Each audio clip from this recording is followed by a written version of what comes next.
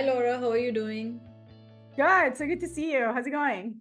It's going great. Thank you so much for joining this call today. I know we've been talking about this, and I'm really interested in your background. And I know you have a lot of value to provide. Like, personally, I've been learning a lot from you. And I know there are a lot of founders, like early stage founders, or who want to scale their business could learn a lot from you.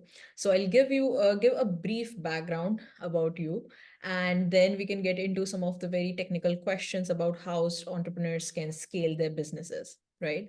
So Laura here is an architect. She turned into a startup founder, and currently she's working in B2B SaaS, and she has experience building companies from zero to one. And she's very passionate about businesses that are at the intersection of technology and e-commerce. And in 2018, she co-founded and scaled Chipin, which is an eco-friendly pet food company. And she was also an early employee at card.com, which is now a unicorn. And she's currently building the enterprise partnership motion at Bloomreach, which is also a leading e-commerce technology solution company. And it is also a unicorn. So, and on top of that, she has also been recognized as Forbes Under 30 in 2020. So, we are very thrilled to have you. And let's get started. So, my first question to you is about market segmentation and target audience, right? So, how do you recommend new entrepreneurs who are just getting started and who are still figuring out their business model? How do you recommend them to segment their target market, and what criteria should they use to identify their ideal customer profile? Yeah. So I think kind of starting with the customer in mind is obviously, it's a key. And I think the thing that I will say, and obviously we're speaking in the context of early stage startup, but nailing your ICP or ideal customer profile is one of the hardest things to do. And even companies that have meaningful revenue, scaled a ton, still reassess that constantly. So I think the ICP is one of those things that you'll deal with at the beginning, and then you're going to have to constantly evaluate and constantly make sure that you're focusing on the right customer. I think it's really easy to get lost into market sizing, especially when you're starting. Obviously, you have to have an idea that will be big enough for a lot of people, because that's how you know that your idea has potential. But also that's a trap, because you can't build a product that will work for everybody else, right? So I think in my experience, I typically would like start with this very, very small segment, because I want to understand. I mean, first of all, you probably want to test a couple different personas, but I think the key thing that you want to understand is, okay, where can we start and where can we start today? And then you want to have a series of hypotheses around your segment and then your persona, and through that kind of validate your hypothesis and the product that you're building. I think when founders first starting, this is especially relevant for, I would say, like technology company, because technology can in theory sell every single product. It's so easy for someone to say, oh, I'm building an analytics product, and maybe I don't know, it could serve finance, it could serve hospitality, it could serve e-commerce.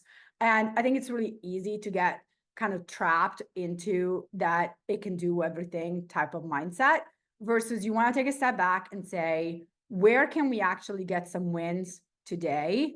Where are the customers that would reply our email, be willing to test and try our product, and then we can turn that into a customer story, we can turn that into a success, and we can start building our audience from there, right? Again, so I think it's a function of domain expertise. Do you have a particular domain expertise that you can start with? For instance, I don't know anything about like selling to doctors. I've never done that, right? So it would be hard for me to start a company focused on that specific problem, but I know a lot about e-commerce. I know a lot about consumer products. So that's what I would want to start, right? The other part of these questions that I think it's really interesting, it's almost flipping the questions on itself. And instead of saying, let me figure out how big is my TAM, which again, you obviously want to do that. You obviously want to know what is your TAM. You might want to ask yourself, what are some of the lighthouse accounts that we can start with? And a lighthouse account is an account that basically believes in your product so much that will help you build it. I'll give you more context around this. I actually think when Google first started building their email program, they worked with the University of Arizona. They had an incredible technology leader that believed in their product. And that person is the person that helped them build Gmail the way we know it, right? So you want to start with those accounts. You might not charge this account. This account might be like, it might not be where you get your initial big revenue, but you need those stories to, one, understand the product, and then two, understand the product and the problem that you're solving. And then for those stories to become your win stories that then will echo in the market. Thank you so much for sharing that. Now, I know competition is a huge thing, right? So, because it does affect like how your business is doing. So what's your Yeah. approach to analyzing the competitive landscape, and how can entrepreneurs differentiate their product or service in the market? Yeah. So analyzing the competitive landscape, I think if you're building a product or a new company, you need to be obsessed with that problem. So you need to be reading, consuming, and eating every single thing that has to do with your user persona, your industry, and you just need to understand that so well. And a lot of the times founders start a company because they experience a specific problem. So typically they have that kind of knowledge, but I think just the deep expertise of the problem and of the persona, it's kind of foundational. If you have that, I don't know, if you don't care about the problem that you're solving, why are you doing it, right? So I think that's kind of as a starting point. Once you have a somewhat clear product definition, and when you have somewhat clear value prop and product that you're started building, probably I would try not to obsess with competitors, because I think that it can become like kind of a negative mental dynamic. So, try to stay away from like just obsessing over your competitors, and really focus on what you're doing. And I think there are two main framework that in my life I've seen being useful when you're trying to, one, position yourself in the market, but also more broadly strategically thinking about how you're building product and how you're going to market. So I'm going to start with the first one. And the first one is really maybe a little bit more relevant for product marketers, but also, obviously a founder has to wear all hats. So this is a little bit more relevant for product marketers. And I didn't come up with this. Actually, this is the head of marketing at Jasper talk about this extensively. In my experience, I've used this one a ton. And effectively, you're looking at like 4 archetypes, right? So you're either the market leader, you're a challenger brand, you're a crowd favorite, or you're a category creator. If you're the market leader, that would be like if you are Salesforce in the context of CRM. So all you're talking about is the fact that you're winning, and you're just talking about your customers, and that's kind of your value prop. It's unlikely for an early stage startup to be a market leaders because they're just starting. So they are probably positioning themselves as the challenger brand. And so you are the brand that it's coming for that market leader. And so the way in which you want to talk about yourself and the way in which you want to differentiate is effectively you're positioning against them. And so you are talking about their weak spot and how you solve their weak spot. Or maybe you're talking about the fact that their solution is old and costly and difficult to operate and over relying on IT or on specific function, and your solution is user friendly, right? So you're identifying a couple key differentiator and you're positioning against. The third one that I was saying is like crowd favorite. I think that's another very, very good for early stage startup, because you're effectively picking a niche and you're saying, look, I'm not a email solution for everybody, but I am a email solution that works very well for creators.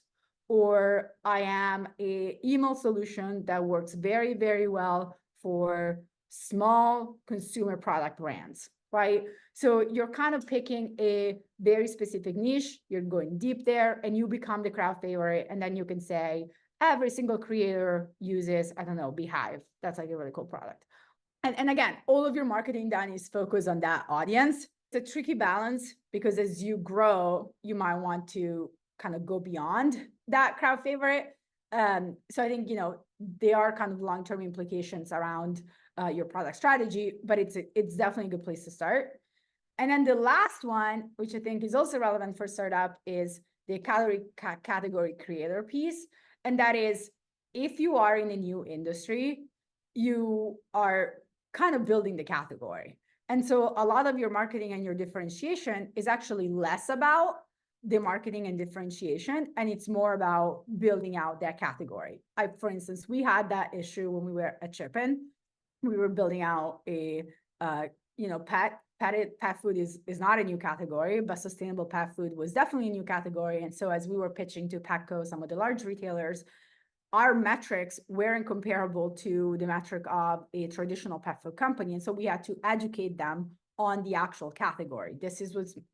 And we had to provide them with a lot of insight on, this is why this industry is booming. This is why your audience want to be buying sustainable products, right? So effectively, if you're building the category, a lot of what you're doing is positioning to create awareness around that specific category. And then your logo is next to it, as opposed to be telling everybody, I do this, company X does that. So I guess to summarize is, think about the 4 archetypes: market leader, challenger brand, crowd favorite, and category creator. The other thing that I would consider, when I started this question, I said that there were like kind of 2 framework. The other thing that I would consider is, and again, this is most relevant for technology companies, are you building a platform or are you building a single point solution? And if you're building a platform, it's a product that can be doing multiple things. So you're solving multiple problems. And then your value prop becomes that people have, TCO, which is like you're reducing the total cost of ownership, right? So someone is buying a platform as opposed to be buying 10 different solutions. And typically you have to fight the notion that you're not best in class, because every time someone hears that you're a platform, they're going to think, is this not a best in class solution, right? So if you're building a platform, you're positioning for, look, we're still very, very good, but you can now use one provider as opposed to be using 5. If you're building a point solution, you're doing the opposite, or you're positioning yourself as the best SMS solution. Like Attentive built an entire, multi-million-dollar business on that, and it's a phenomenal business. So I think you can start either way, but there are definitely long-term consequences around these decisions. And so I think you want to think, are we a platform? Are we a single point solution? And then how do we position? Are we, a market leader, a challenger brand, or a crowd favorite, or a new category? Thank you so much. It was such a thorough answer, and I learned a lot about that. So, now that we have talked about market segmentation, target audience, and competitive landscape and unique value proposition, now I want to move into user acquisition and distribution channels, like a sales strategy, so that, now that we have such a, great product, now how do we sell it? So, how do you propose entrepreneurs structure their sales approach, and what tactics should they employ to accelerate customer acquisition? I think every single company is different because, as I said, it's product dependent, industry dependent, market dependent, persona dependent, right? I think if we're talking kind of like in broad terms, what you want to understand is your motion going to be a product-led motion, right? An example of product-led motion is Slack. They didn't have salespeople for a very long time. Someone was just coming in and trying it out. Or is your product a hybrid, right? Which is a mix of product-led plus sales? Or is your product going to be an enterprise solution? And then at that point, you're almost exclusively going to be sales-led.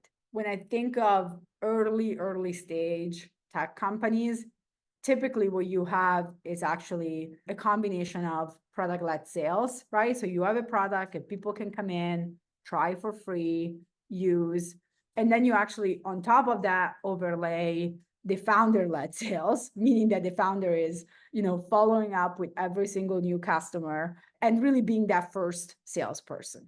So I think, as you scale, you want to consider, what is our motion? Are we building a really, really large top of funnel with a product-led motion and then only later introducing sales? And that can work really well for you if you have a product that can serve individual users that will become buying customers. Or you might want to say, actually, we need to be sales focused kind of since day one. I think it really depends on your product, your capital structure, Like, do you have a lot of funding and you can hire a lot of people? It really depends on kind of like the various circumstance. Another thing that I'm seeing a lot now is like people call it X-led motion, which means that it's actually a hybrid and it's a combination of all of those things. And typically there is product-led sales plus ecosystem-led sales, where it means that you're getting a lot of deals through your partners, plus, you know, a human layer of, you know, a couple salespeople that are actually going after some of those big customers, right? So I think as far as like sales strategy, I mean, I love this stuff and I can talk about it forever, but I think again, it really has to do with your market, your product, and how does your persona buy? And that maybe actually is the most relevant point, is how does your persona buy? As an example, if I am building a developer tool, developers don't like to get called. Developers don't like to get phone calls or get emails. They're trying to sell them something. They probably just want to get in there and try the product themselves and see if they like it. If I am building a product that is focused on marketers, maybe they're okay with a conversation. If I am building a product that is focused on a technologically outdated industry, I probably need to have a human in there because they're not just going to go and sign up themselves, right? So I think it depends on, as I said, product, capital structure, and then most importantly, your user and how they want to buy. So I would probably start there. Thank you so much for sharing that. Now getting into numbers, which is very interesting. I think, for you also to measure how your business is doing, and even like investors want to know how the business is doing when they're willing to invest. So how can entrepreneurs iterate and refine their approach based on performance data and customer feedback?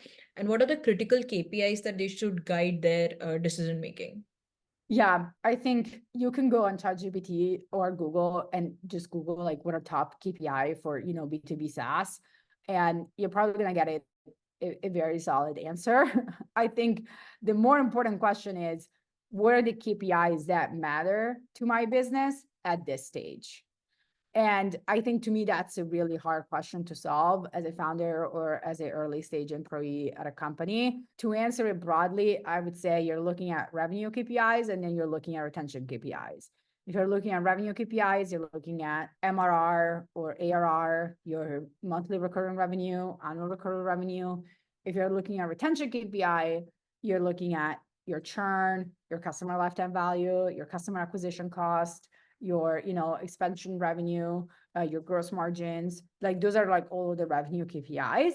I think if you are starting a business, I think that in the 0 to 1 phase, the thing that you really need to validate is, does my product have a right to exist? Am I solving a problem that is enough of a problem that people are willing to spend money or at least spend their time and help me build this? And so to me, on day one is less about all of those KPIs that I just described, but it's like, is this a problem for my user? And maybe I need to write 10 different types of emails and reach out to 300 people and see what response rate that I get. And if I get 10% response rate, that's actually pretty high for a completely unknown product or solution. And then from there, you want to say, okay, like how many of the people that I talk to are willing to get on a second call? How many of the people that I got on a second call with are willing to explore what buying our solution would look like, right? So I think it's hard to talk about KPIs in abstract. You really want to look at concretely at your business and see what matters to you and at what stage. And then again, going back to what I was saying earlier, if you are in a product-led motion, your KPI are going to be completely different than if you are in a product-led sales motion or if you are in a completely sales-led motion, right? Because if you are in a product-led motion, at least for the first few months, the only thing that you can see is, can I get free users? And can I get a lot of free users, right? Like look at ChatGPT, that was what, 100 million users in the first few months of them launching the product, right? So like, I think the kind of question and the kind of KPI that you look at are very, very dependent on your actual go-to-market strategy. Thank you so much for sharing that. Now, I have one final question for you, which is about future trends. So, things are moving very fast and everything is changing very quickly. And so how do entrepreneurs like prepare for the future, or just like adapt their business model, or just, just stay confident in what they are doing? Yeah. So first of all, I think if you work in technology, hopefully you are someone that is open to change, and not just open to change, but actually optimistic about change and optimistic about the future. And if you're starting a company, hopefully you are that times 100 or more, right? Because hopefully if you naturally, founders, I think, are optimistic people or have a optimistic version or outlook on the future. So I think most important thing is to remember that change is the only constant, and that is going to be especially as you're starting a business, change is the only constant, and you might have to pivot a couple times before you find what is a long-term, viable product. So I think, as I said, number one, I think it's really just a mindset. I am someone that is comfortable with change. I am someone that is comfortable with winning and losing, and I can deal with unexpected problems, and they don't stress me out as much. The other piece, I think, I don't remember who said this. I'm not going to take any credit from what I'm about to say, but I remember listening to this and thinking that was a very good insight, which is ideally, if you are passionate about a specific industry, you are staying into what's called the information flow, meaning that you're consuming a lot of information daily about that industry, that customer, that vertical. So it shouldn't surprise you that your product, your vertical is moving into a specific direction, right? And some of these changes that are macro changes, it feels like they happen all at once when they do happen, but there's probably years in the making, right? If we think about AI, for example, this is not an industry that started yesterday. This is an industry that started for like forever. There are a set of conditions that make it an industry that can be accessible by everyone today, but it's not a new thing, right?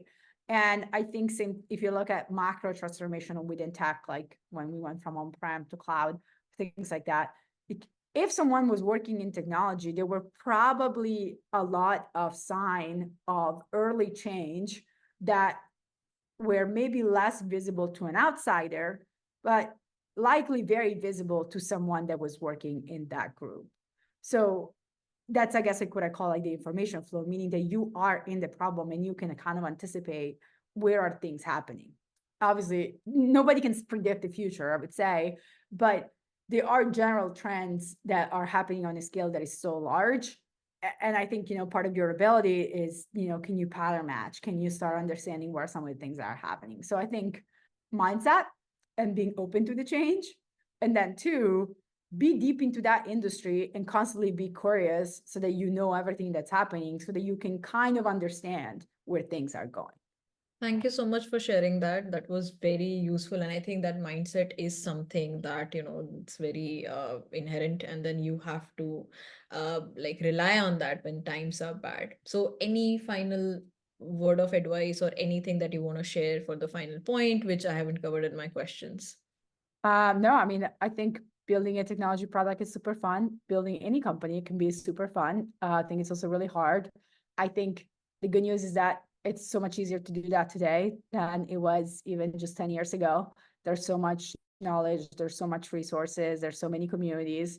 I think starting a company or joining an early stage company, I think is one of the most exciting things you can do for your career. So I think you should, shoot your shot. Thank you so much for sharing that. I hope you enjoyed this interview because I certainly did. As a venture associate at Fordham Angel Fund, I also speak to a lot of entrepreneurs who ask me these questions, but now I can just refer them to this particular interview where you have covered everything so nicely. Thank you so much for your time today. Of course, it's nice talking to you.